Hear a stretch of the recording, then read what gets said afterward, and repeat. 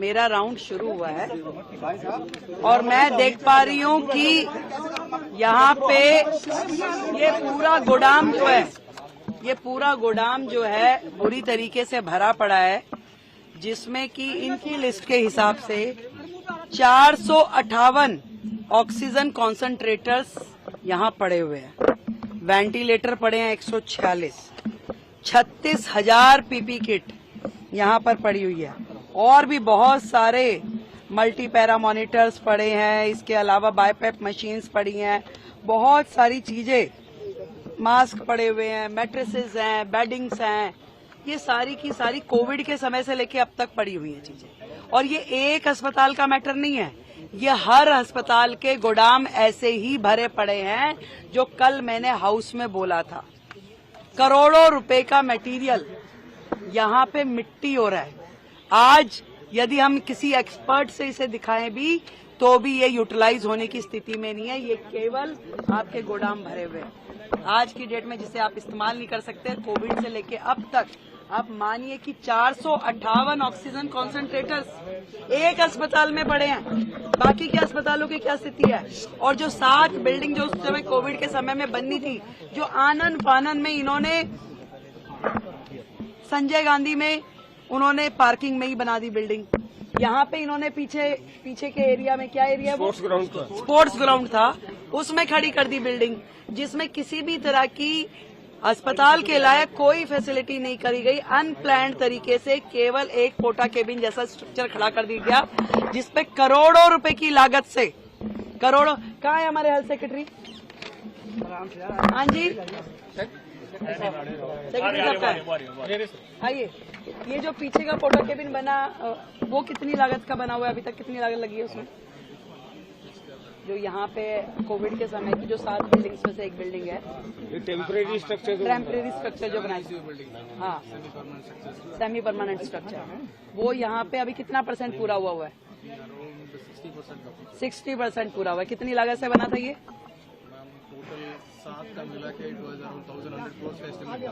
1,100 करोड़ का एस्टिमेट था, जो कि उस समय का शुरू हुआ 60% पे आज भी है। कोविड में बन नहीं पाई।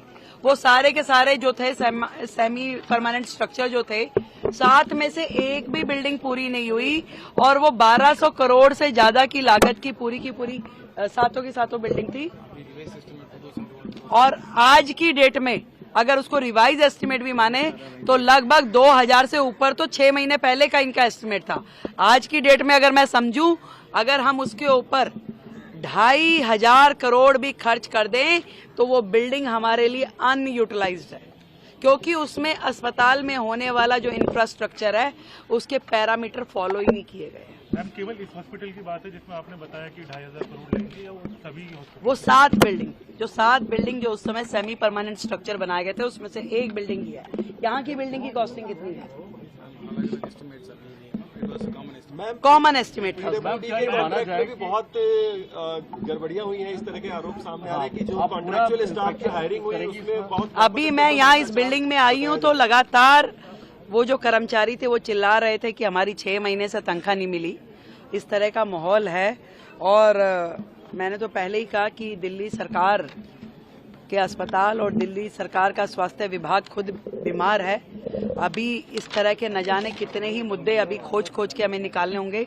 जो लोग चिल्ला रहे हैं कि 2,500 दीजिए, पहले वो ये देखें कि दिल्ली सरकार वो किस हालत में छोड़ के गए हैं।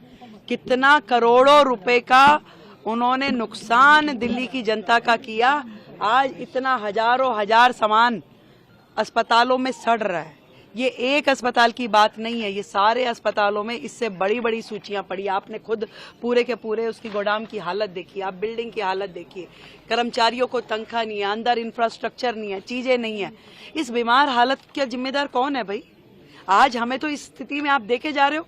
हम इसके लिए प्रयास करेंगे चीजों को ठीक करने की। आपने पूरे के पूरे सिस्टम को डिफंक कर दिया। आज वो अस्पताल जिसमें हजारों मरीज रोजाना आते हैं, वो इलाज नहीं पा रहे। बेचारे डॉक्टर्स एम्बेरस है। मतलब यहाँ के एमडी साहब जो हैं, इनके पास 4 हॉस्पिटल का चार्ज है। क्या इतने बड़े 4 अस्पताल ये संभालने के लिए स्थिति में है? इतना ओवरबर्डन किया हुआ, एक अस्पताल आदमी संभालने में दिक्कत है। आज जो रिक्रूटमेंट होनी है, आज जो उन्होंने भर्ती करनी थी डॉक्टर्स की, एमडीज की, वो सब नहीं किया, उस सबको गड्ढे में डाल दिया। आज 4-4 बड़े अस्पतालों का एक एमडी काम कर रहा है। क्या उम्मीद कर सकते हैं हम उनसे कि वो क्या अस्पताल को देखेंगे, क्या व्यवस्थाएं दे रहे हैं? ये जो आम आदमी पार्टी की सरकार है, केवल और केवल चैनल्स पे नोटंकी करने के लिए है। काम करने की दृष्टि से उनका हेल्थ मॉडल, उनका एजुकेशन मॉडल जीरो है, जीरो।